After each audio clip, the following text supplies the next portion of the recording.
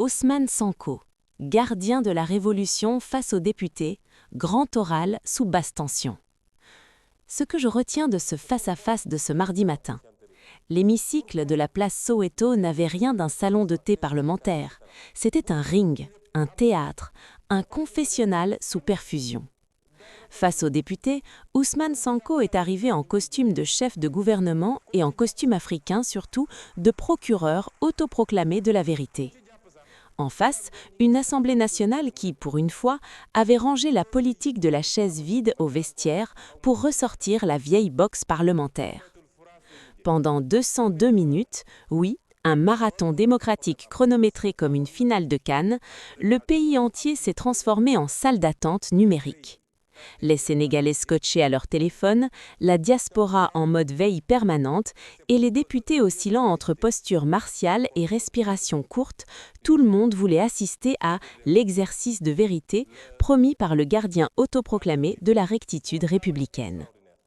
L'Assemblée, cœur battant ou cardiogramme sous tension. Premier constat, l'Assemblée nationale a brièvement retrouvé un pouls, un vrai, pas celui asthmatique des plénières fantômes.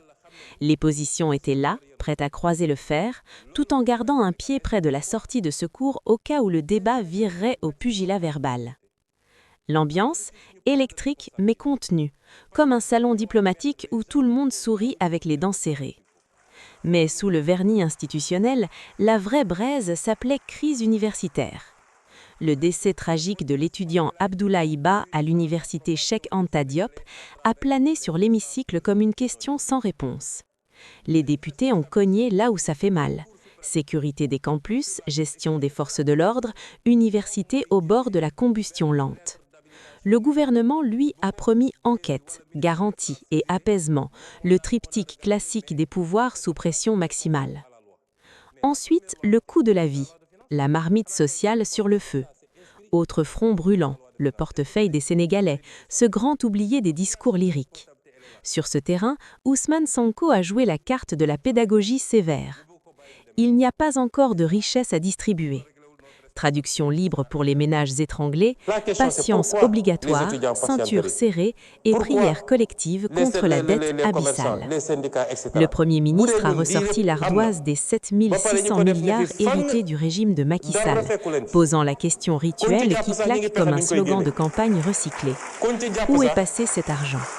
Question puissante, réponse toujours en chantier. Sur l'homosexualité. Un terrain miné, le moment où l'hémicycle a marché pieds nus sur un champ de mines sociétales.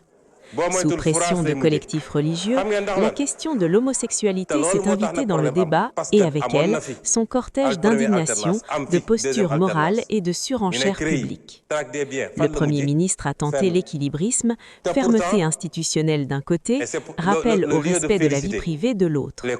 Dans le viseur implicite, Mame Mactar Gueye, recadré sèchement pour ses sorties publiques. Message de Sonko, version décapée, ce n'est pas à des entrepreneurs de morale autoproclamés de publier des noms ou de jouer au shérif des mœurs. Et pour bien marquer le coup, il a révélé avoir demandé le retrait de la sécurité accordée à l'activiste. L'État garde le monopole du sifflet et du carton rouge. En ce qui concerne la rendition des comptes, la promesse sous pression. Sur le front économique, le chef du gouvernement a brandi la bannière de la justice financière avec une phrase qui claque comme un ultimatum.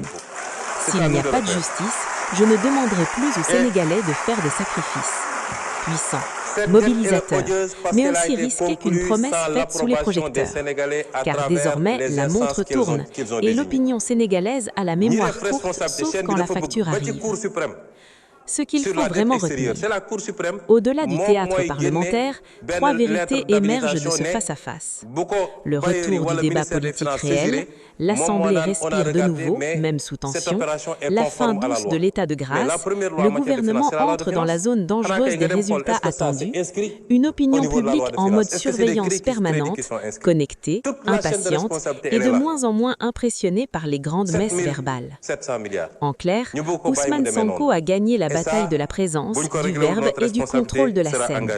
Mais la guerre, celle de la justice promise et des campus en colère, ne commence que commencer. Et au Sénégal, on le sait, les discours enflamment les réseaux, mais ce sont les résultats qui éteignent les colères. Malik Ba.